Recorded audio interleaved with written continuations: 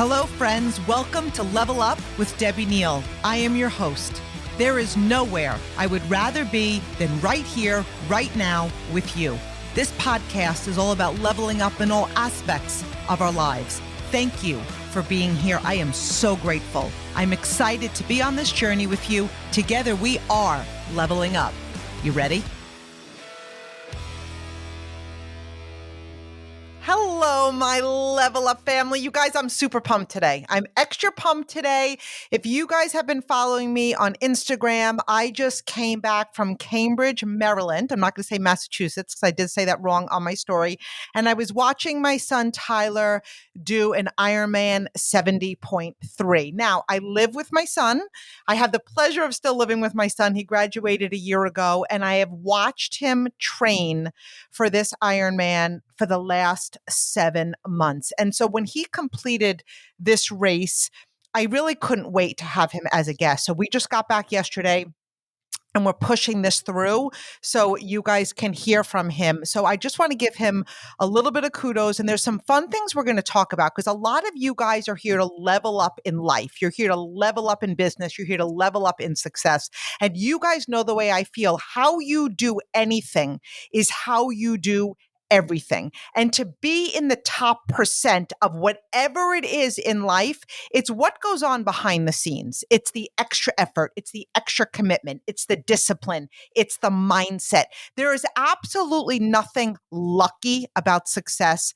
And it wasn't luck that certainly had Tyler run and bike and swim the race that he just did. So a lot of the things we're going to talk about, you might be saying, well, I don't think I'm ever going to run an Ironman. Guys, I don't think I'm going to. I'm pretty confident I'm not. However, I was able to relate to so much and take away so many lessons to apply because I know for me, building my business as an entrepreneur and growing to the ranks that I did and the speed that I did and the momentum I did, it was all the preparation and the stuff done behind the scenes. So like when you think of Ironman and we go over these questions, I want you to be able to apply these things to any single thing you do in life and realize that extra percentage, that extra degree, that extra bit of effort is going to show up in every single thing you do. So Tyler did this race and he's going to get into what an Ironman is, but I just want to give him a little bit of kudos. Finished it in 4 hours, 50 minutes and 7 seconds, and every single second counts.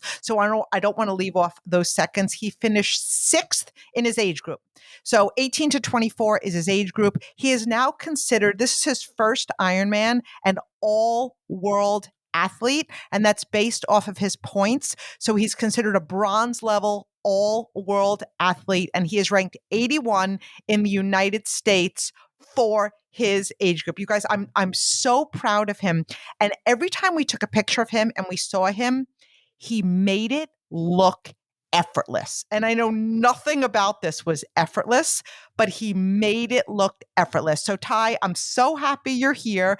And I guess I just want to start with really like, you could say whatever you want, but also like, what is an Ironman? Because some people could be listening and be like, what in the world is an Ironman? Yeah. So, I mean, first, thanks for the grand intro as always. Yeah. So an Ironman, put simply, is a swim and a bike and a run. So your normal sprint triathlon that you have probably in most towns that's very popular amongst most athletes is a 500 meter swim, an 11-mile bike, and a 5K run, generally speaking. That could differ a little bit by course. The Olympic distance, which is another pretty popular one, is a 1,500 meter swim, a 26 or 25 mile bike, and then a 10K run. And then this Ironman 70.3 that I did recently and I've been training for the past 7 months for, that was a 1,900 meter swim or a 1.2 mile swim, a 56 mile bike, and a half marathon. Incredible. So Incredible. that's the spec. So let me ask you a question. What made you want to do this? And I guess what made you want to do this? And then like think about even in connection, how would you connect this to success? Because first of all, I did a podcast with Tyler prior. And again, I'm going to give him some, you guys know that my greatest accolade is my 4 kids. Like that's my greatest accomplishment in life are those children. But where my son was an All-American athlete. when he went to college and he played Division III lacrosse at Ursinus, broke the scoring record, first college game, or tied the all-time scoring record, first college game. And I'm a big believer in how you do anything is how you do everything. So I guess like knowing that that's your background, what made you want to do it? And then how would you connect this to success? Yeah. So, I mean, in terms of purpose and reasoning behind it, all my life, I feel like I've had something to work towards, a goal that seemed unattainable, that gave me a reason to put in the hours, whether it's on the lacrosse field or running or lifting. There just always seemed to be a reason behind what I did. And then after graduating, which was shortly after being on the podcast the first time, I got back into lifting. I wasn't in sports anymore. So I thought, oh, my life is going to be great just lifting each morning and eating the way I normally eat, clean, and just looking the best that I could. And I did that for a while. And then I kind of reached a point where I looked good. And I was like, is this it? Like, for me, I need a goal. Like, I need something that's really hard, that scares me in my future, that's like coming soon, to drive me, something that could kind of set a benchmark and allow me to see where I progressed and what weaknesses I have. So kind of a long-winded answer, but once I kind of reached that point where I liked how I looked and that my whole purpose in training was that, but I wasn't happy, I knew I had to switch things up. So I ran my first half marathon, which I didn't really train for and I should have, but I went ahead and did that. And I just fell in love with the idea of endurance. And from there, I was able to reach out to the coach that I work with now. And for the past 7 months, it's kind of been just head down working. So yeah, I guess that answers at least part of the question, right? Is there any It other does. question? And we'll talk about the success piece of it because you just said something really important is always having a goal. And so our level up listeners know I'm a really big believer in a goal. People say, how do I level up? How do I grow to the next level? We always want to have a goal in life. We're constantly moving. We're either moving forward or we're moving backward all the time. We're always in motion. And so when you're looking to advance in life, when you're looking to grow, it's always having that goal, especially when you're in a leadership role, because when we don't have a goal, we lose our way, we lose our why, and we certainly are not leading. We just end up kind of surviving. So I think that's really kind of what you're saying with how do you connect it with success? It's having a goal to always push yourself to be better. Yeah, and I think that on top of it, one of the main reasons people either are not able to do well, they don't enjoy the sport, or they just don't quite find the success that they were hoping for on race day is it's exaggerated in triathlon, but in most areas of fitness and life, there is absolutely no glory in the process at all. I mean, you're alone at all times. Half the times the training just hurts. It doesn't even feel good. You're not having fun. And you really just do have to trust in what the outcome's going to be and that everything's all that work that you did each day, that 1% better you got kind of ends up working out. So for me, like, that's the biggest takeaway I had from it. I'm definitely going to use that in future endeavors in my life, wherever I end up going in terms of career and in terms of future races. But yeah, definitely no glory in the practice and the process of getting to the point where you could race. And I want you all to realize whatever you do for a living, this is a huge point because my next question was, how do you prepare to win? And so I know, and there's a lot of network marketers that listen to this podcast. There's a lot of business owners. There's a lot of athletes. There's a lot of people that do all different things, but they're pushing to be in that 1%. And I know that one of the questions I get all the time is, how did you build the business you built? And I can tell you, I was willing to practice when everybody was sleeping. I was willing to make calls when everybody was putting in X amount of effort. If you want to excel in anything, you need to, number one, make up your mind. You need to have the discipline and you need to practice and prepare to win because that extra bit makes all of the difference in the world. And that's what makes it look effortless. There's nothing effortless, but it's all the preparation. So when you think of that question, T, how did you prepare to win? It's that, because one of the questions that I did ask Tyler, because I'm always like so curious, is like, when we get to that race, do you really think everybody did what you did? in the last 7 months because I watch this. Like I watched him get up at 4 o'clock in the morning. I watched him work out harder than I think I've ever seen another human being work out. I've watched him say no to so much so he could enter that race. So, and it showed up in the results. So, my question is, what are some of the things you did to prepare, and not just physically? I'd love to know like what an average workout. I'm sure our audience would love to know too, but just also the mental toughness of this, the mindset of it when you didn't feel like doing things. Like, how did you prepare to win? Yeah, I mean, I think that I'm trying to explain this without getting to the specifics of training, but the majority of sessions that you do for this are slower than you want to go because you think you can go faster. And they almost feel like you're not pushing yourself, but you're doing it for a very long period of time frequently. So it's high volume training that takes up your life. And if you look at it day to day and look at if you're progressing, you'll drive yourself crazy because it's impossible to tell. But if you do it every single day for 6 months, you compare that workout you did 6 months ago to the one you did today, and you're like, oh my gosh, like I didn't even notice how much I advanced and how much better I got. So my mindset through it all, first of all, I think having a coach and having a mentor is insanely important.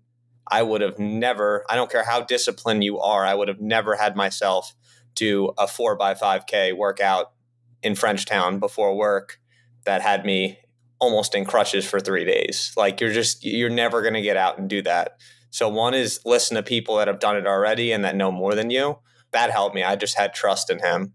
And two, my mindset wasn't to beat others and be in the top 1%. It was to just go out there and like maximize my potential. Especially in sports like this, you can't go ahead and compare yourself to others.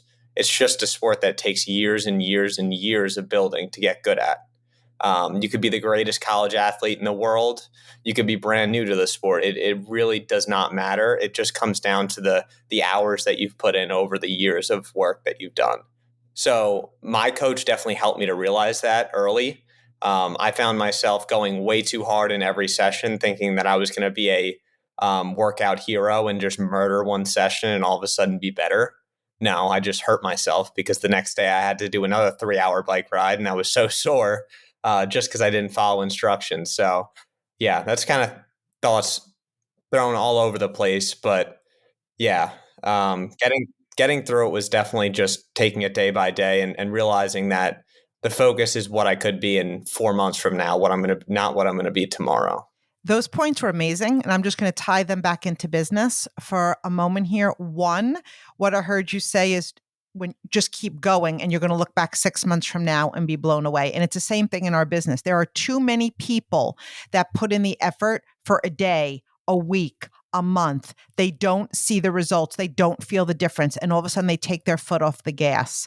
It's literally going, and that's the power of that decision and that commitment, knowing you're here to be your very best. And you look back 6 months from now, a year from now, 5 years from now, and realize how far you've come. So again, we're looking at an Ironman race, but we can absolutely apply it to how to level up in life. And then the other thing is your coach, right? So if you're looking to grow your business, if you're looking to advance in this world, who you surround yourself with is really important. Because I can guarantee you, if Tyler was surrounding himself with people that never even closely accomplish what he did, they would say, you're crazy. You're pushing yourself. You don't need to do that much. You don't need to get up at 4 o'clock in the morning. You become a sum of the 5 people you hang around with the most. So if you're looking to advance your life, find somebody who's where you are or better, and that's who you take advice from. Because I'm sure there are many people along the way, T, saying, well, just go out or just have a drink, or you could skip today. And who you surround yourself with, that support system, which actually wasn't a question on here, but you could touch on it because whether it's success or this, your support system, how important do you think that is and the difference that it made for you? Yeah, I mean, in any part of my life, I mean, the support system's so important, but something like this where you're sacrificing your ability to be present for others that you love in your life, it takes just as much them understanding what you need to do as it does you actually doing the work. So, shout out Jamie, not just for a supporter at the race, just she's always understood. She's kind of, I drove her crazy over the years to lacrosse and warmed her up a little to it. But 8 weeks of no drinking, no going out, not going out to dinner very often because I'm tired from a full day session, her making me double stacks of pancakes at 10 p.m. on Friday night because I have to ride and run for 5.5, 6 hours on Saturday, which again means that we're not going to be doing anything on Saturday when she's free from work. So, that's so important. I couldn't have done it without that support. And then also family too. I mean, just having you guys there at the race was awesome, but constantly not getting negative thoughts in my head just because you guys are saying, "Oh, why are you doing this? It's crazy," or "You're spending too much money," which you in a way you buy speed at those races too. They're not cheap. You need to spend money and invest in yourself. So yeah, I mean, support system's just everything. It is. Everything. It's everything. So what are some of the benefits of pushing yourself?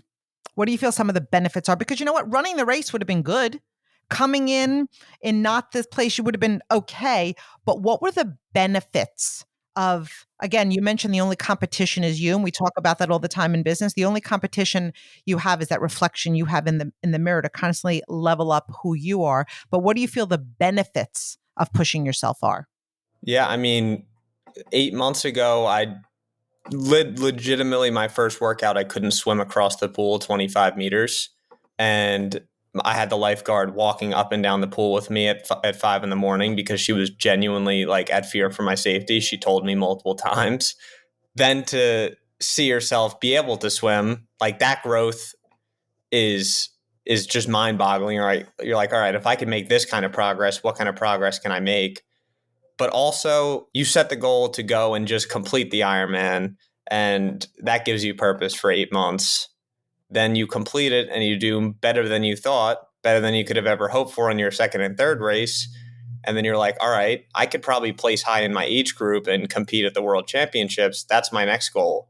So now you're training twice as hard and dedicating even more time to the sport because you just realized that competing and doing well in the race is possible. But it all starts from first working just to be able to do it, then working hard enough to be able to do it well, and then working hard enough to being like, I am obsessed with the ability to run the race and the chances of succeeding. So now I'm even more committed to it. And then as far as to say, I want this to take over my life, like all this work I put in, all the progress that I had in the past 8 months, like what happens 3 years from now if I just dedicate everything to this? I help others do the same, and I surround my life with people who want to make this kind of progress. So, I mean, I guess I kind of touched on that question, but in general, it's just working hard and achieving something that scared you is so contagious. It's so contagious. It makes you want to just continue to work hard at literally anything to see a result that you didn't think was possible. It's just bringing out that you're limitless, but the only limits we have are the ones we create in our own mind. So if Tyler would have thought, oh my gosh, I can't swim that distance at the beginning, he would have created that limit. So let me ask you this question. What do you think the hardest part about the race was? Whether it was the preparation, the race itself, what was the hardest part? The hardest part about the race is all the training. The race is the best part. I mean, that's game day. You put on a cool outfit, you put on the cool wheels on your bike. People have photos everywhere, and you're just going out and having fun and trusting what you put in. But the 8-hour weekends of training, the 2 hours every single morning before work, that's what sucked. That was the process that I wanted to skip so many times, but I didn't. And that's what makes race day obviously so enjoyable and so emotional, is because you did all that work. And that's such a great lesson, Tyler, because I'm going to tell you right now, I know in my profession, other professions, there are people that skip the practice. They skip the hard and they want the glory. If you want to shine, it's what you do in the dark when nobody's watching, when nobody's clapping, when nobody's cheering for you, when that discipline needs to kick in. You need to want it more than anybody else. So again, it's Ironman, but whatever you're looking to achieve, it's the same exact fundamentals and the mindset. So what are some of the top lessons from this Ironman that you have? Some of the top lessons, whether you would tell yourself these lessons, somebody else these lessons that they could apply to anything. I mean, first is don't be short-minded. Don't try and look at tomorrow and today and where you're at right now as being any sort of indicator of where you'll be 6 months and a year from now. Two, don't compare yourself to others and use that as an indicator to decide where you'll be at in 6 months from now, because that has nothing to do with you. Number one, they lived a different life, a different work ethic, they've done different things. But two, your journey and how you achieve that end goal is always going to be different than everyone else. So there's never a need to focus on how they did it. It's a matter of listening to those that care about you and working on you to be the best that you can. And I guess three is, for me, if I'm being honest, the whole reason I wanted to do this is because I wanted to do something that really scared me. I think people get obsessed with posting, like the process. As it's great, it's awesome, but they do it for the social media posts and to get that recognition and all that, all those desires, those little dopamine hits of getting the responses and comments on Instagram. Like, that wasn't my reason for doing it. I didn't post about it. It was just one of those things where I did it for me. I didn't feel I had purpose when I left college because it was always lacrosse. It was always getting good grades and I was a little lost, and I wanted this to be a little bit of my why, and to just kind of show myself that I'm not some washed college athlete and I got something next in me. So Again, the goal. And those lessons that he just shared, it's the same thing that you could apply to your professional life. Like, those are lessons that you could, whether you're building a business, whether you're running an Ironman, these are the things, these are the reasons why we level up in life. There's a huge difference between being in the race or being in business and racing to win and building to win. And we as individuals get to make that decision every single day. And it's the same exact thing for business. So this might be kind of a similar question, but it's kind of one of the questions I'm going to leave you with today. What are some top tips on being in the top percent? Because that's something that I love. And I love being in the top percent. Again, not for the glory, but for the pushing myself, to challenge myself, to know that I'm capable, to always have a goal. It gives me purpose. I mean, that's one of the things that I talked about. My 4 kids, my greatest accomplishment, but being a stay-at-home mom, not from a judgment point of view, wasn't enough for me. I missed the fire, I missed the drive, I missed the ambition, and I knew I'd be a better mom if I could go out and push myself to be more. And so it's doing something is one thing, but then doing it to really level up is another whole thing. So, Tyler, what tips would you leave our listeners with? Top tips on being in the top percent, whether it's an Ironman, whether it's something that I do, whether it's they're just looking to level up in life. But being in the top is an entirely different skill set than just going through the motions. It's a lonely place to kind of, I always say this, you guys know that I always say this, the road to average is really, really crowded. It's really crowded. So what are your top tips on being in the top percent? yeah, I mean, I think it's similar to what I would have said last time we met up, but really based off of this experience, it's number one, do something because you want to prove yourself something. I think if you ever get in a position where you're trying to prove someone else, your confidence and your motivation relies on other people showing you that they want you to do more. I think it's important to take a step back and try and remember what your purpose is and why you're doing something in the first place. Because when you hit those hard times and you don't want to wake up and do something, it's easier to mentally navigate wanting to do it for yourself rather than having to reach out to a family member or a friend and have them tell it to you per se. So I think that's number one. And then two is always with anything, like hard work is always going to back a good performance. I mean, you can get lucky in certain areas of life and perform well with no hard work, but there's zero consistency there. If you want to go into something with confidence and you want to really make an impact, you got to put in the work. So Which that's really, you guys know how I feel about that. We're kind of living in a world today that feel like, oh, I just want to chill and I'm looking for something. Hard work trumps talent. And if you want to succeed in any single thing in life, you need to be willing to outwork everyone. So Tyler, I am super proud of you. You guys, I was watching him. First of all, I call him Little T, and there's nothing little about him. But you guys know this if you're a parent. Once they're your baby, they're just always your baby. And watching him, first of all, going into the water made me nervous. Okay. No matter how well he was prepared, I was super nervous, ready to get a rowboat next to him. I don't know what I would have done if he needed me. And then just to watch him on that bike and watch him with the runs, like I was just oozing with pride. He inspires me to be more every single day. And I just love you, T. I'm so proud of you. In addition to his professional, he has an awesome professional job. I could pretty much guarantee you're going to see this guy in the coaching arena. And what I can tell you is when he does enter into that arena, you just do want to be coached by him because I've never seen a more disciplined human being in my life. And you guys know that I kind of always joke when I talk about Tyler and I say it's like living with a real life superhero. So, Tyler, where can people find you if they want to follow you? Still, I'm not, as I said, I'm not super active right now, but planning We're on pushing you upping to that get a more little bit. active. So maybe if they're following you, Yeah. we're going to be inspiring you to be more active. Yeah. So Tyler __ Neal on Instagram is if I'm going to be active, that's where it's at. So Right. Well, I love you, buddy. Thank you for sharing with our listeners today. And I just love you to the moon. Super proud of you. love you too. Thanks for having me.